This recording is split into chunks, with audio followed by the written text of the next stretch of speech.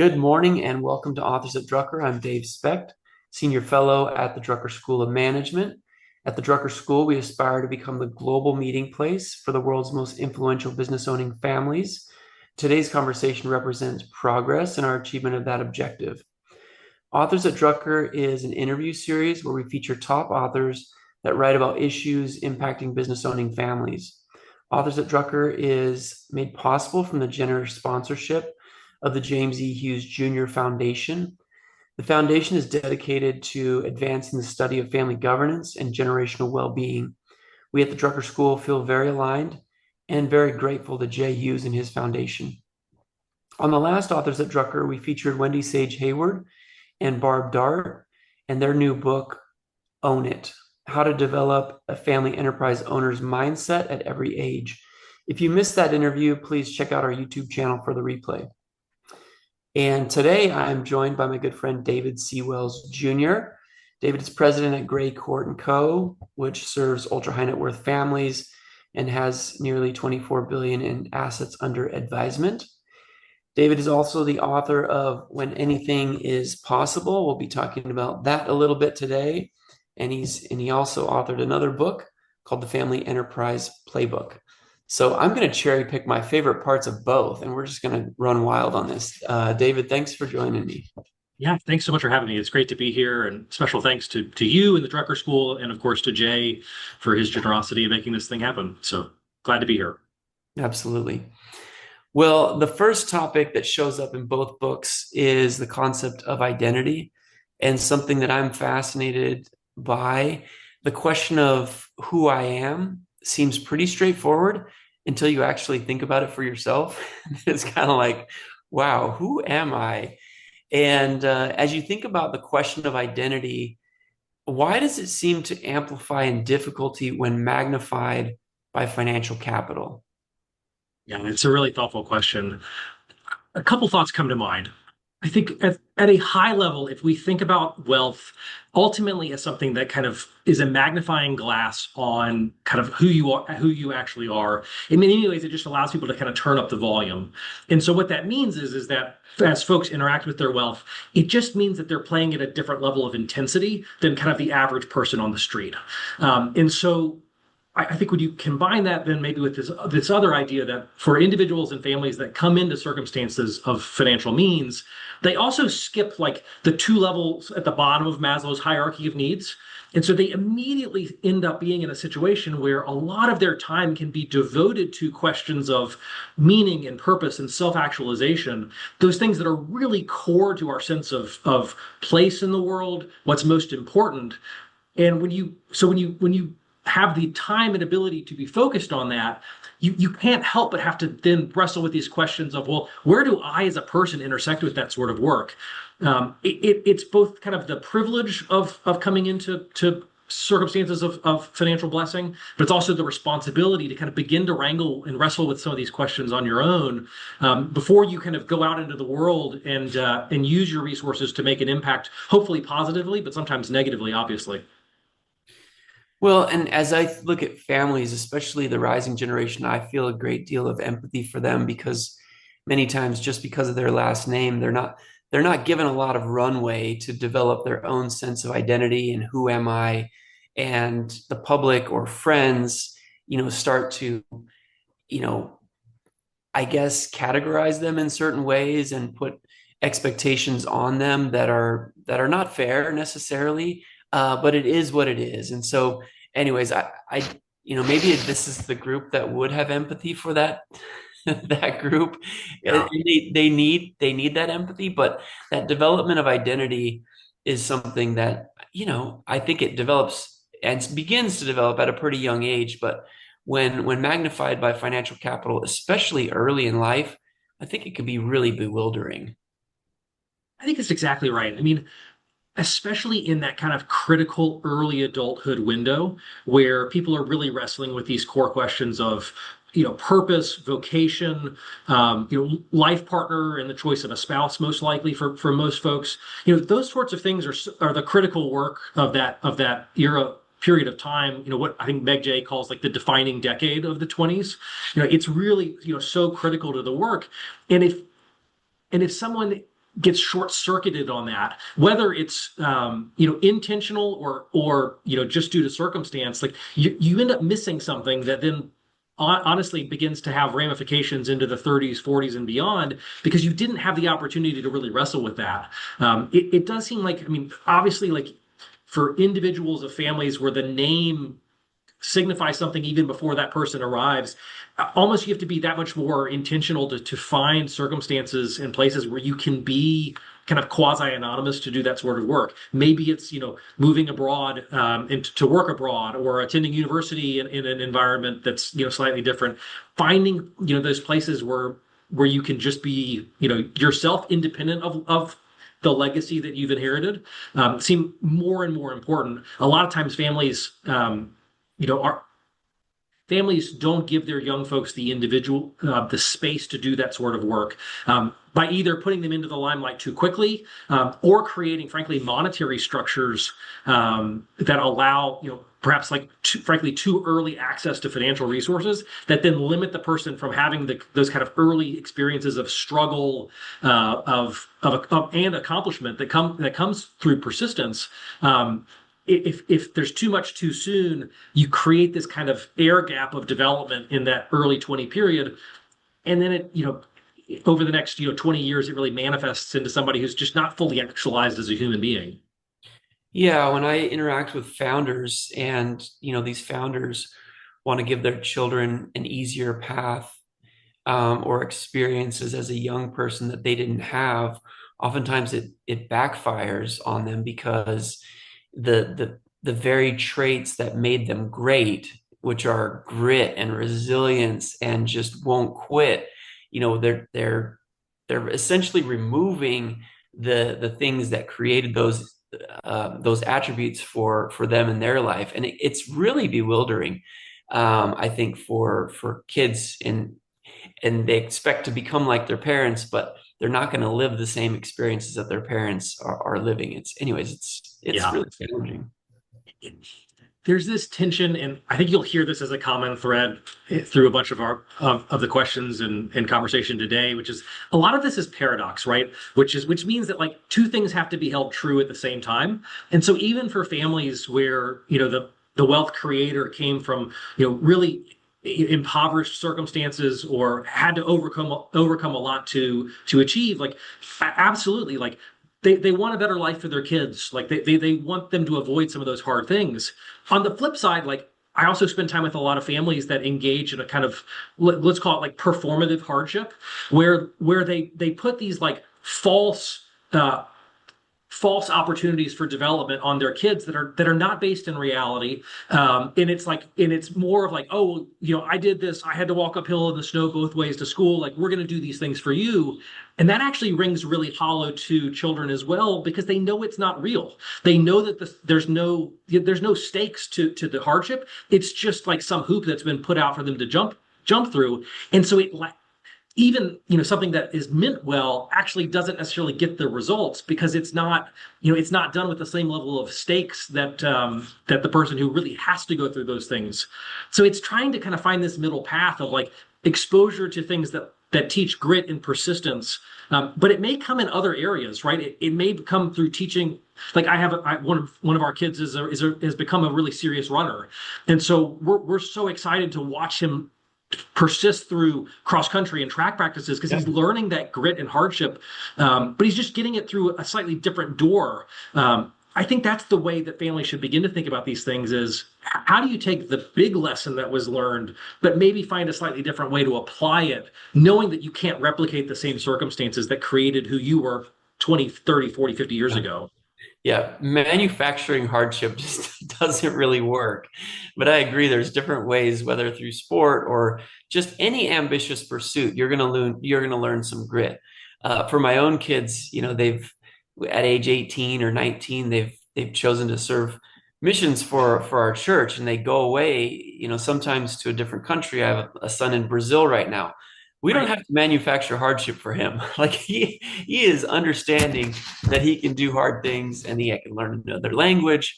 And so I think we do need to be creative, but also I think we do need to be a little careful about manufacturing hard things for our kids.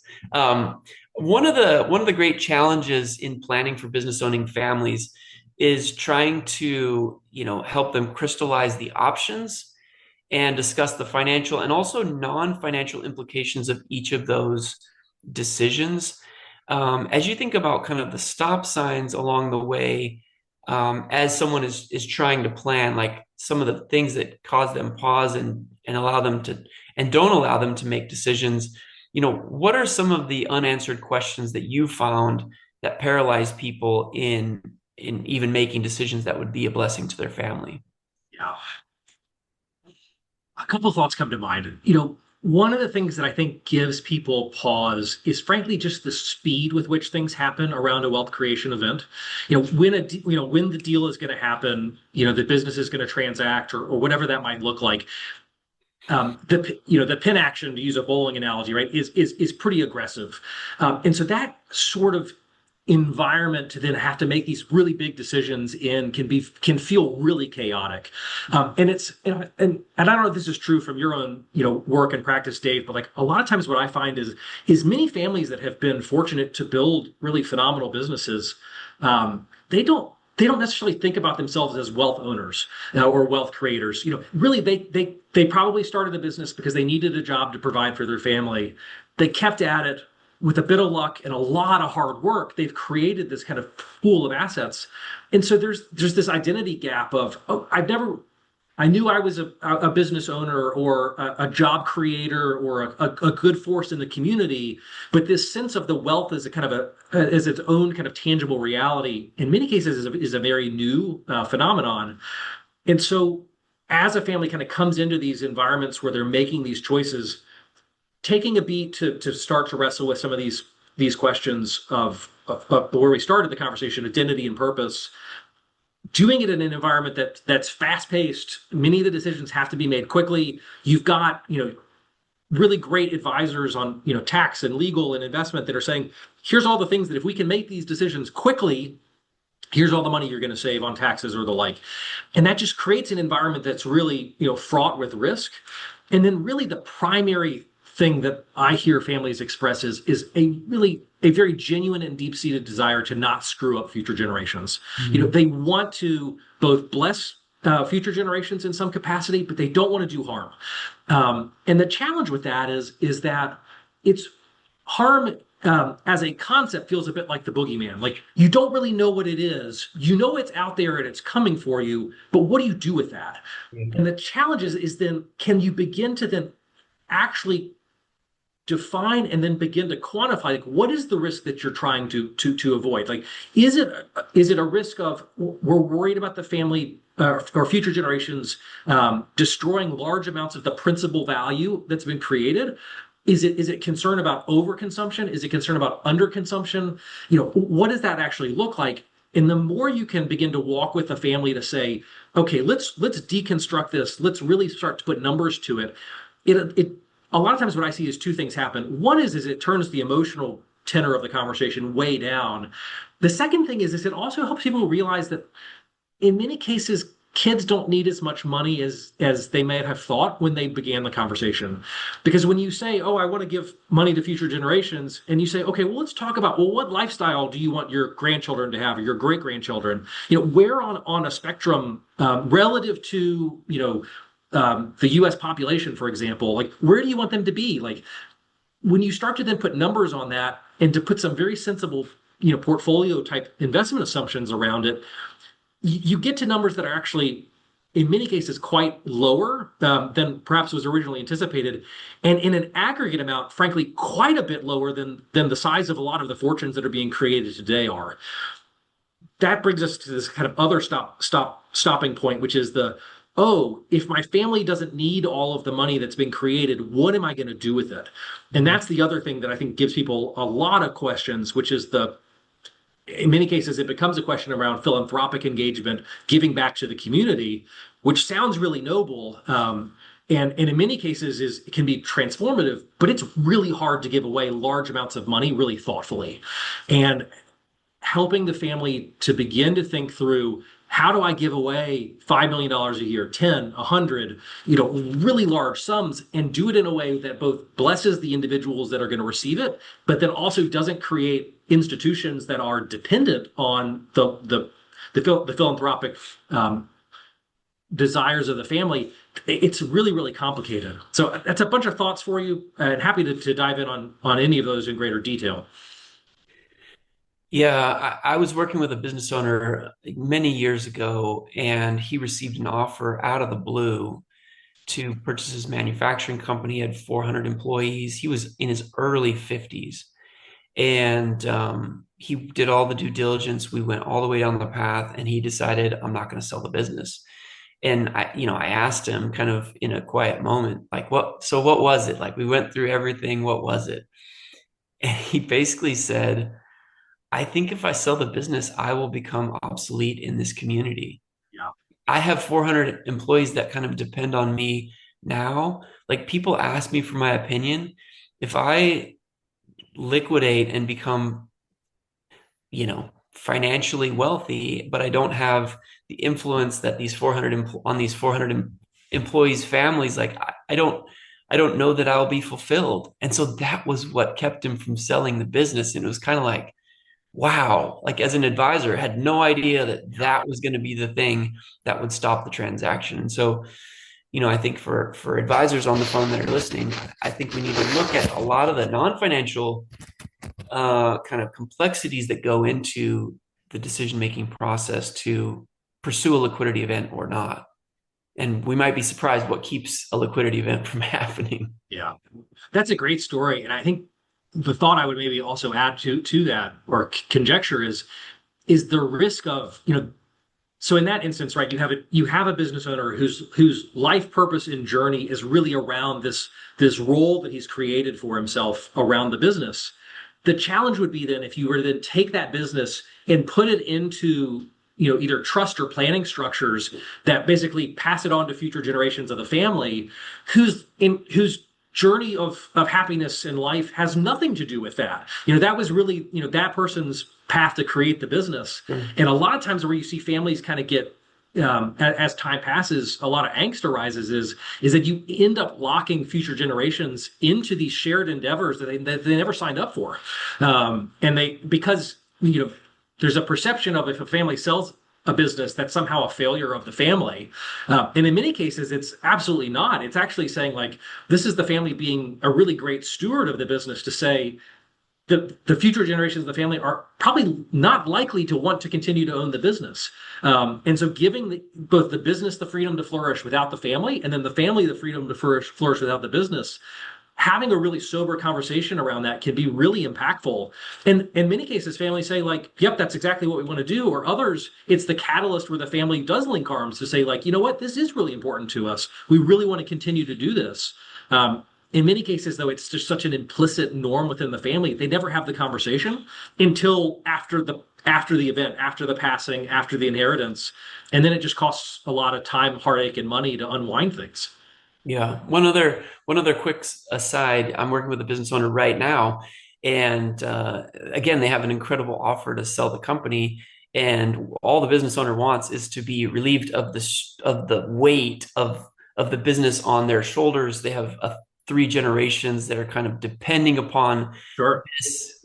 this person to make good decisions, and he wants to sell it because he just wants rid of the stress and the strain. Well, it's kind of a false notion, because once he's liquid, the family is still going to look to him to say, now what? Okay, now we have $1 billion. Now what are we going to do with it? And so that's another kind of curious thing where, he has no idea how to manage money in the public markets, or, he's focused on building his business and his family's company. And so the desire to free yourself of burden often is a false notion with selling the operating entity as well. So there's challenges with that too. Oh, 100%. Yeah, there are no easy answers here for sure. No. So in your book, When Anything is Possible, you talk about the importance of defining wealth and how you want to be in relationship with it. These are questions that not a lot of people are very intentional about wrestling with.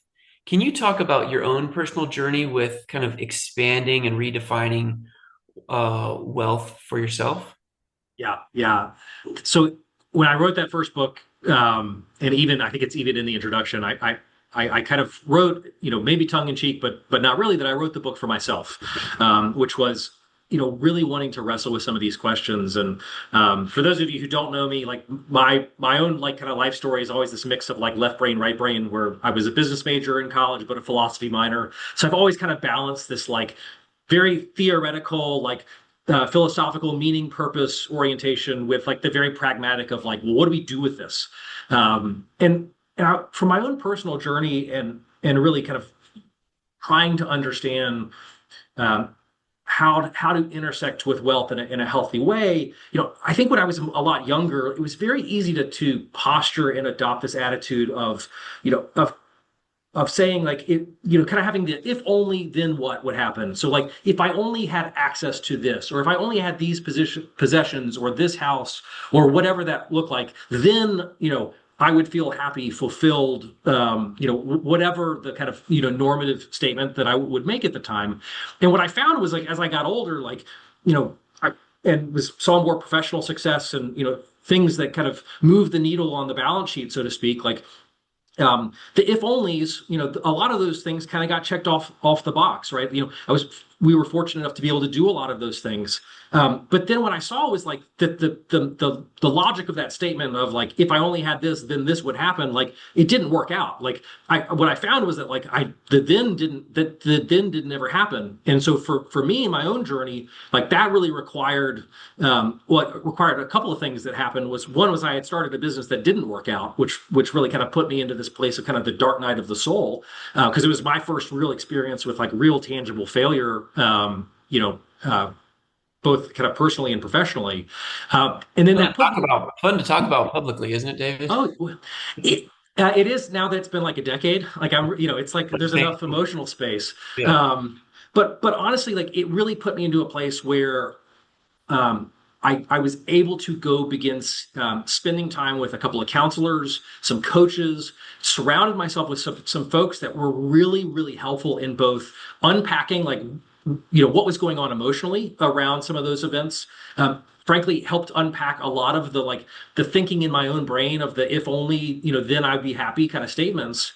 And so as through that work, through my own personal faith and religious practice and other things, as I felt like I got more centered and aligned about my own purpose, why I'm here on earth, what I care about, that dramatically then changed how I related to money in a sense, because it allowed me to see that where I started earlier was kind of money as a magnifying glass. Another analogy is that it's a tremendous tool.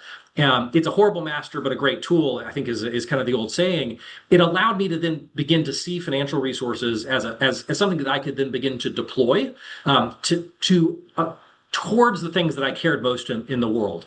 I had it kind of, the math of it flip-flopped, right? Which was that like, if I got the money, then I would be able to know what was most important to me. As I figured out what was most important to me, like it gave me both an ability to deploy financial resources towards those things. There's a great story that Terry Pratchett, who was an author, talks about like a lot of times people when they come into wealth, they immediately assume they need like a whole new group of friends, and they change all their hobbies, and he makes this kind of case in a book of his that like in reality, like you should be looking to do more of the stuff that you already enjoy, what he called kind of like vertical wealth, as opposed to like being horizontal, like looking left and right and saying like, well, what do wealthy people do now that I'm, in these circumstances? In a much smaller way, like that was kind of the opportunity, was to say like, how do I take the blessings that we've been able to have access to, use those in ways that are really impactful for the things that we care about.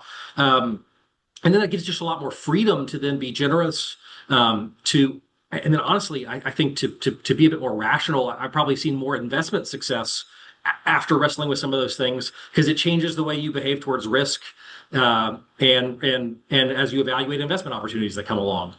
Well, I think it sounds like as well, like you had some identity clarifying moments that when you're clear on who you are, not only in relationship with financial capital, but in relationship with the people that you love and in relationship with your community, you begin to kind of exude a confidence and a calm that is an attractant to people that are looking for advice, I would say, as well. So anyways, just an observation.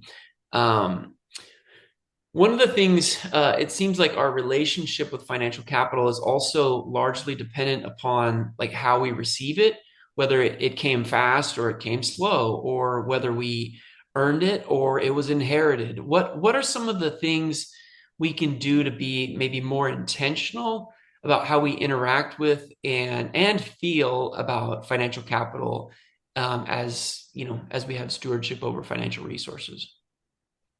Yeah, it's a really great question, and this is one of those kind of paradoxes, because you're navigating two simultaneous things. One is that the financial wealth is massively important. You need to be exceptionally wise and shrewd and educated around it, and so you can't treat it flippantly. And certainly we see stories in the press and otherwise of folks who either because they feel insecure or incompetent, or there are other things going on in their life. They avoid taking the wealth seriously, and they just say, "I'm just going to behave if it's not there." That's certainly one risk. But at the same time, having to balance the fact that like the wealth is not everything in their life, and I think that's certainly you certainly see the other stories of folks who do change their friend group. They leave the folks that they've known and loved for long periods of time. They move. To new locales. Honestly, a lot of times, I see this a lot with families that become kind of like location agnostic, where the wealth enables a travel lifestyle that is both on the one hand tremendously wonderful, like the ability to be in any location with a moment's notice is a great gift, and has tremendous access. The problem is, though, is that you end up robbing yourself of the time to build the relationships with the people that you really care about. And you just can't short circuit that. I mean, relationships require, face time. There's a great evolutionary psychologist at Oxford named Robin Dunbar who has done some really phenomenal research around, how much time it's required to build a great friendship.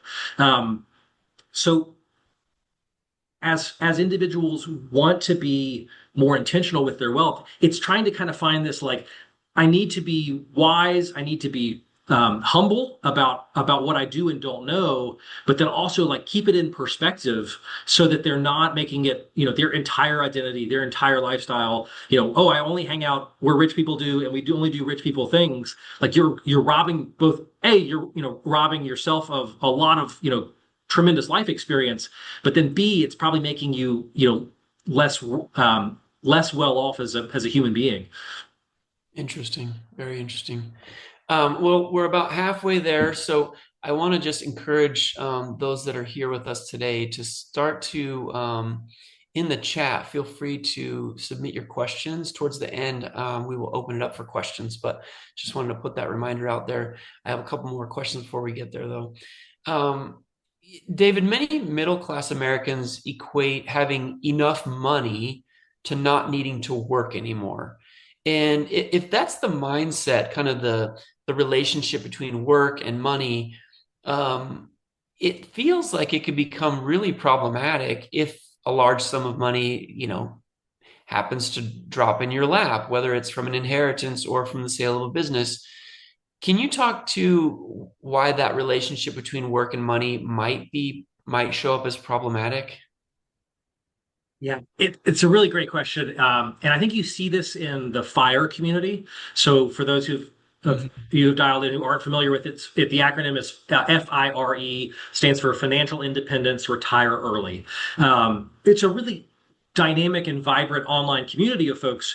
And the basic premise is save 50, 60% of your income for a really aggressive period of time so that you can put together enough financial resources where you don't have to work anymore. And the challenge with that is it's just a microcosm of this same dynamic of like coming into a large fortune and then being able to stop working it presupposes that the only reason why we work as people is actually the monetary piece of the work itself. And I would personal perspective, and I think this is supported both by data and other kind of practical experiences, is that absolutely the monetary piece of work is important.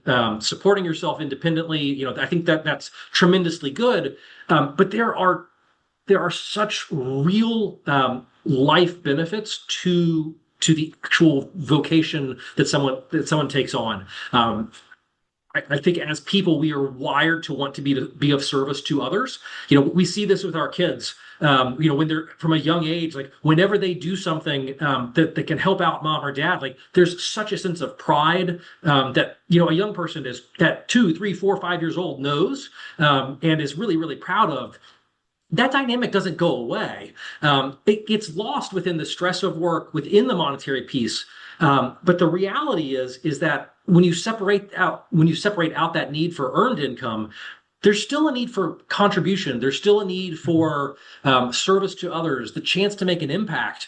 That doesn't go away. And I think what you see, Silicon Valley, for all of its kind of foibles, I think what you see though is such a dynamic community of folks who, even after they create, you have entrepreneurs who build these phenomenal technology businesses, in many cases, make large fortunes. And, they may take a period of time off to restore after a long, hard journey to build something, but then they're right back at it because, there's actually value in the creation piece of it.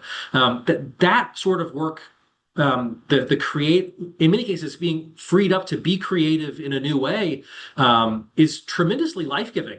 And I think that's the opportunity for whether it's a middle-class family that's comes into wealth for the first time, or even families that have been wealthy for generations, is seeing the opportunity to pursue deeper purpose with what they do with their time, other than just consumption. And that's not to say that enjoying the great things of life isn't important and a tremendous opportunity. Like by all means, go and do and enjoy, but also then balance that with the opportunity to bless others. If Einstein, or others, to be a bit glib about it, hadn't continued to contribute, we all would be worse off. And I think that's the opportunity, an obligation we have to each other as human beings, is to use our gifts and talents in ways that are a blessing to the community, even if we don't have to do it.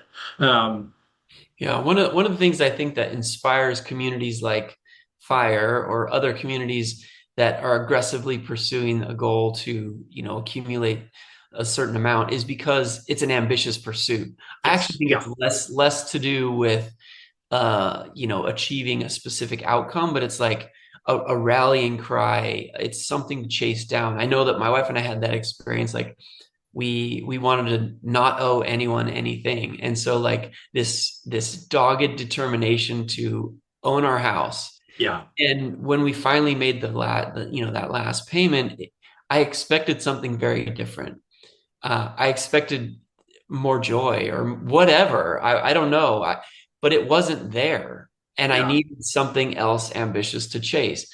And so I think that as humans, it's a need that we have. And so I think just accumulating financial capital is not going to be enough. We're going to have to A, become clear on our identity. B, we're going to have to figure out what our purpose is. And I don't think the purpose has to be like a forever purpose either. It could be a purpose that we chase for 5 years or whatever it may be, that shifts. But doing the work to look at what really lights us up and gets us encouraged to chase something down, I think is where a lot of energy can come from. Yeah, absolutely. Yeah, and I'm working on a piece I'm going to, I think, probably publish on my newsletter next week that talks about this as well. That, one of the risks in talking a lot about identity and self and who you are is that there's a risk in navel gazing to such an extent that you fall in, right? That you get so absorbed in this question of who I am that you can't escape from it. And I think the reality is that it's really good to both do as much work as feasibly possible at the moment. Know as much as you could possibly know about yourself, given the information that you have right now. But then you also have to act in light of that, right? You need to move forward. I firmly believe that like the way that we function best as people is both in motion, moving towards things and generally pursuing growth in some capacity. And regardless of where we are in age or stage, like we can find things that we can contribute to the growth thereof, right? And it could be as much as like the neighbor who is literally next door, how can I reach out and be supportive to them? Wherever you spend time and places, like there's a way to make them better. And so do the work, figure out who you are, but don't let that stop you from then trying to find a way to make the places and spaces that you spend time better off. I think when you start to do that, and then you let wealth and financial resources be like the kind of turbocharge that goes through that engine, like really catalytic dynamic things can happen, as opposed to kind of, I'm sure you've seen this as well, Dave, but like I know several individuals who, very large trust funds who have done like large numbers of degrees from colleges and universities. And they become professional students, not because of a love for the learning, but as a way of avoiding having to put themselves in places of uncertainty or risk or hard work. There's that sense of like they haven't taken those steps to really to find that next accomplishment, to find that next place where they can contribute. That's the real opportunity, I think, for all of us. Yeah, there's a saying, there's no growth in the comfort zone, and I think this abundance of financial capital can trap someone in a comfort zone in a way that stifles growth. So I would just encourage anyone on this call to think about when was the last time you did something uncomfortable, and I think we need to continue to pursue those things. I was asked the question, like, why are you going to Uganda? Well, I'm going to Uganda in August. I went last year as well to help them develop a family business program. And why am I going? Because it makes me uncomfortable. I had never been to Africa since, last year was the first time ever. I didn't know what to expect. There were cultural things I was going to learn about family business, but there was no other way to learn but to go there and try to be of service. And there's so much growth in things that we say yes to that make us uncomfortable, whether it's public speaking or whatever. And so I would just encourage that, and don't let abundance of financial capital keep us from doing things that make us uncomfortable. Yeah. I think there's a lot of sadness in just living in the comfort zone, and that seems so counterintuitive, but that's been my experience. I think you're spot on, Dave. And the thought I'm having too is for the folks on the call or those who catch us on YouTube later, like this doesn't, when we talk about financial capital, this doesn't have to be something where you have to be in the top, in the 1% or the top, tenth of a percent or the top 0.01% of net worth. There's certainly a bunch of challenges for folks there. Truly, I think these questions are relevant to anyone who is above the poverty line. If you're at a place in your life where you have at the beginning or end of every month, you get to make decisions about what to do with your financial resources other than, food and shelter and maybe transportation. Like you're making those decisions according to some sort of rubric, right? You're choosing things that are a priority relative to your values, the things that you care about in the world, who you are. Those dynamics are true whether you're middle class, upper class, or Elon Musk. This is just the frankly kind of the cost of living in a late capitalist world where standards of living have risen so dramatically over the last 100 years. Is these sorts of questions used to be really only part of the nobility. They're much more broad based now, and that's the opportunity for all of us, is to really kind of dig in and think about this. Hopefully, find someone to talk about it with, and then get moving. Get going and find ways to move forward. David, I want to ask one more question, then I'm going to open it up for the audience. So again, audience, please feel free to submit your questions in the chat. In my family, my wife and I, we have 6 kids, and one thing that I've learned is that there seem to be more lessons that are caught rather than taught. For as much as we want to talk about the things that they should do or things that we'd like them to do, they basically are watching us. Yes. And either emulating or saying, I will never be like my dad or my mom in that way.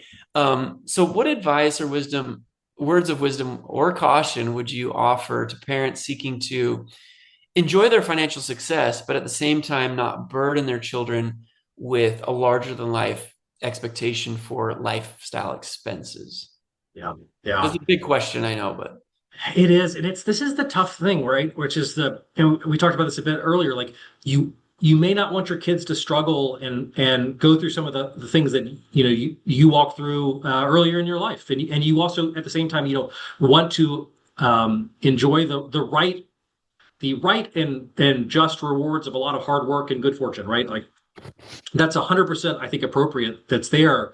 I think the challenge is when it creates um, when you look at where your children spend their time, making sure that they are spending time with real people in real places and having real experiences. And so what I mean by that is like, are they existing in a world where they're intersecting with just folks in the richest 1% of population, or are they having experiences where they wait in lines, where you don't have preferential access or access to a box or a suite or whatever, the tedium and boredom that is actually wildly characteristic of the entire human experience. Wealth in many cases allows you to avoid a large portion of that. So let's not rob our kids of that experience of being bored. Let's make sure that they're interacting out of echo chambers, where that may be through volunteering, that may be through travel, not necessarily kind of glamorous style travel, but like going to other countries where they can see different styles of life, but providing both the perspective and opportunity to see that like their life experience is non-normative, that relative to the entirety of both country and broader world, that they're in a certain atmosphere that's not characteristic. That's not that's not necessarily to then assume a place of shame or privilege around that, but it's just to put it in perspective of that. There's one Ron Lieber, who writes the personal finance column for the New York Times, in his first book, The Opposite of Spoiled, has this kind of great idea, which I've used a lot with families, which is what he kind of calls the Lands End rule, which is that he talks about with his kids. Kids are always wanting the best, brightest, and most expensive version of whatever it is. And it doesn't really matter. Whatever they're into, they want the most expensive. And what Ron said that they did within their household was to say, like, we're going to find the middle of the road, like average quality, average price item. And then anything above that is up to the kid to go find the money to then purchase that. And so I think in the book he talks about like his daughter wanted rain boots. She really wanted hunter rain boots, and they're like, well, we're willing to buy you like this $50 pair on Amazon. If you want a $150 pair, like go find the $100. And that creates opportunities to learn to be entrepreneurial, to find ways to see value creation, to be of service. Like, so there are ways to be creative about this. But I think kids have such a fine sense of like the BS detector is as acute as ever, right? They know when you're being hypocritical. They know when you're creating things that don't feel authentic and real. And so how is it that you create places and spaces where they are experiencing the real? And then the same way, like by all means, like I don't think it's always problematic to have your kids exposed to, luxury type experiences, but it shouldn't be every experience, right? Because then there's no perspective that's something special, relative to things that are not special. Give them the full perspective of that, and then I think that gives them the ability to be humble and gracious about their own circumstances. fantastic. Yeah, that felt like a pointed answer, David, because I was shopping for basketball shoes with my son yesterday, and so we meet him halfway, and that's a way for there to be a little delayed gratification around it. Do you really want those shoes? And then what we've noticed is like they treat their things differently if they're invested at all. And Absolutely. so, anyways, we're mean parents for doing that, but anyways, we're doing our best. We have some great questions in the chat, so I want to open it up for my friends that have submitted questions. Ann Brooks, if you would be willing to take yourself off mute and join your voice to the call, please feel free to ask your question. Yeah, that's great. No, this is really fascinating, interesting work. I will definitely read your books, David. I've read your book, Dave, at least one of them. So question for you, David. I live well in examples of kind of real life engagements. Do you have an example of how you've worked with a family or a client? And, it can be any example. What was the, problem statement you were trying to solve? What did they come to you with in terms of a challenge? And what was that journey towards resolution? Yeah. Thanks, Anne. Thanks for the time and the question. Yeah. So the day job is I work for a firm called Greycourt. So we are an investment advisor to ultra high net worth families. So we tend to work with families that have a family office, but probably don't have a dedicated investment team. And so what I have, it's interesting, like my whole career has been in and around the kind of investment side of things. What I found though was as a portfolio manager, where I, was trained in how all of the kind of quantitative work of how you build portfolios. We can design a portfolio that can do almost anything. I mean, within obviously reason, but like what I have found though is that when you can help a family get clear on some of the conversation that we've had here today, it allows us to be so much better at the actual design work, because a lot of what we have to do professionally is simplify things down into numbers, percentages, long-term goals and targets. So high level case studies, like a lot of times the work that we're getting engaged to do is a family that had a liquidity event. They've created a generational amount of wealth, and so then helping them to kind of quantify out experience, and express this. Well, what amount of kind of a live example where we walk through this with the family, what amount of financial resources should kind of go out to the family members directly? This was a large multi-generational family. So what amount should kind of go out as a dividend? What amount should be retained? And then also this question of like, okay, well, what amount of what's being retained should be invested for a really long time horizon? Something that's, another generational harvest type of event. So a lot of the work that we're doing is both super quantitative. I personally try to and oftentimes get engaged with a lot of these deeper, bigger picture kind of questions, because once we can help a family articulate what it is that they're trying to do over the next 100 years, which sounds both like a really long time, but in reality is really not that long, then that allows us to we can be much more creative about the portfolio that we put together. So I don't know if that's helpful or not, but I mean, that tends to be what I found was the best way to have these sorts of meaningful dialogues with someone was to intersect with a very real world problem. And for families, like the very real world problem that they have is like they have this wealth, they need to do something with it. And so if we can come in and do that work really well, become a trusted advisor, where we have earned the right to have the after the glass of wine type conversations with a family where the real stuff starts to be talked about. That then makes us that much more effective in the portfolio work that we're doing. Thanks, David. Good question, Anne. Roberto, do you want to come online and ask your question? Thank you. Yes. Thank you both, Dave and David. It has been a very interesting and lot of content that you have shared with us, David. Thank you so much. It seems to be, at least in my understanding, that our evolving of the understanding of financial capitals often requires some maturity, some experience. It doesn't come at a first reading or at a first conversation. You need to evolve. It's kind of maturing, right? You need to, I would say, evolve. So how do we help and foster this experience for younger generations so they can have this understanding early on their lives, so they can kind of growth with this maturity, although they are younger, if that makes sense? Sure. I love the question. It's great. My immediate reaction and response is that this is a place where we have to be willing to share, to show the work that we're doing ourselves with younger generations. Far too often, it feels like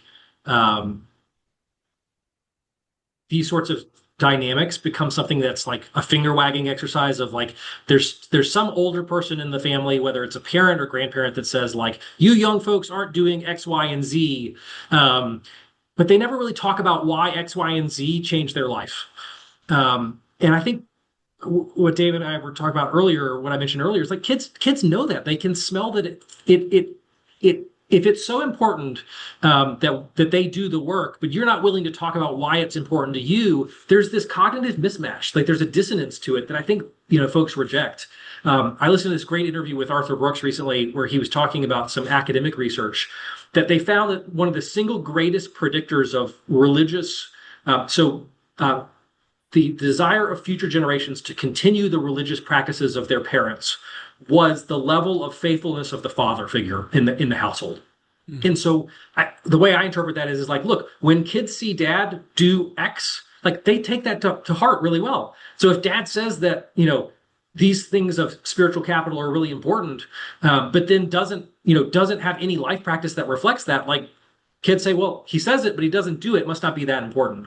So I think if we're willing to be vulnerable, to talk about our own journey, to talk about like, here's what I'm learning, here's the hard things that I've gone through, that sort of authenticity, I think kids respond really well to that. It shows that the prior generations aren't perfect. It shows the humility that they realize that they're not perfect, but it also gives them space to then wrestle with these sorts of things. A lot of times with families that I intersect with that especially have like multi-generational long histories of in many cases like a particular religious practice, rising generations don't feel the space to explore that, because there's a view of like, here's what spirituality looks like in our family, and if the kid isn't there yet, and that doesn't mean to say that they might not end up there, but if they're not there yet, like in many cases they just sit really quietly until they don't have to, and then they leave. They self-select out of the system. Creating a culture that's a bit more open-handed, I think, then gives folks the freedom to figure out what's important to them. And in a lot of cases, like that means that they do come back to ultimately what maybe the parent or grandparent really wants is that same belief system to be adopted. It's kind of that counterintuitive notion of like sometimes you have to let something go for it to come back. In many cases, families just are so tightly wound and tightly bound to it that you can't live into those expectations. I love that response. I've had some experience with my own kids where, Roberto, the most important thing for me to do with my 16-year-old boy was to tell him what some of the things that I struggled with when I was a 16-year-old boy, and to tell him about some of the things I worried about when I was a 16-year-old boy. And it provided a moment in time that allowed us to see each other and have a level of empathy for each other. And what it did for him was it gave him permission to open up to me about what was real for him. But I also think there's this opportunity with financial capital to, again, redefine wealth to more than financial capital, and talk about human capital and intellectual capital, and what am I doing today to invest in myself, and what resources am I making available so that my family can take the time and the energy to invest in themselves. And then also like telling my kids, like, these are things that I want to work on, and I want you to hold me accountable for these things because I want to be in growth mode. And so it's a way to, again, express vulnerability and also say, I don't have things figured out, because sometimes our kids believe that we have things way more figured out than we do. And if we can not necessarily lower ourselves or whatever, but let them know the realities of what we still wrestle with, and whether it's a fraught relationship with financial capital, or whatever. But I think this opportunity as a parent to be vulnerable is something that we take too few opportunities to go there. And I don't know why we do it, but it's kind of been a little bit magical for me when I have chosen to do it. And I haven't always chosen to do it, but when I do, it's really led to conversations. And I think it's given my children permission to talk to me about things that they probably would not have talked to me about before. Yeah. Great question.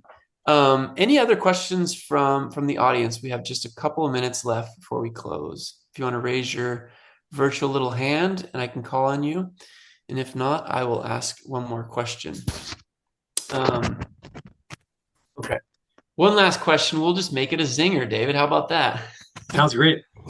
Parents throw out the word entitlement.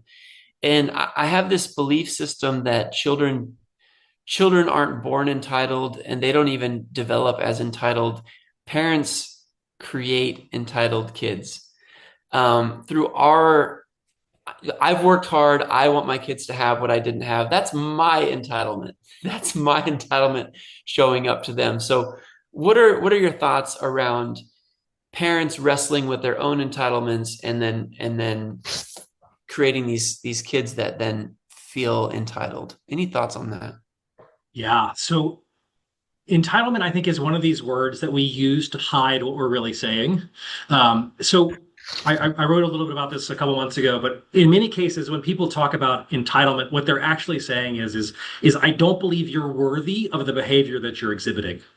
And so when there's an incongruity, when someone is behaving in a way that feels like they're, to talk about having, all hat, no cattle, or, whatever the saying is, right? There's this sense of like, you're not worthy to behave in the way that's there.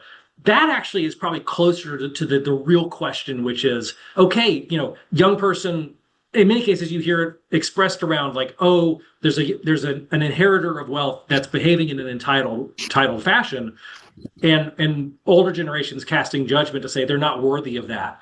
Well, the question then is, why is that the case? Is it a lack of achievement that's there, or is it, in many cases, and this may be a bit controversial, it's because the rubric that prior generations are holding up against future, rising generations is so disconnected from reality that there's actually being appropriately titled, right? Like if entitled is the negative, being appropriately titled is actually never achievable. And so I think that's one of the tensions, like 100% there are people who behave in a fashion that you would say is not appropriate. I would be willing to bet, though, that the majority, and I see this a lot, which is the majority, though, are just behaving in a way that's different than their parents because of their own life experience, personality, journey, all of those other sorts of things. That's neither right nor wrong. It's just different. But the temptation is to use this kind of question of worthiness to make a judgment one way or the other. How parents wrestle with that is to ask the question of, is that worthiness a reflection of the child, or is it actually reflecting a deep insecurity in the life of the parent?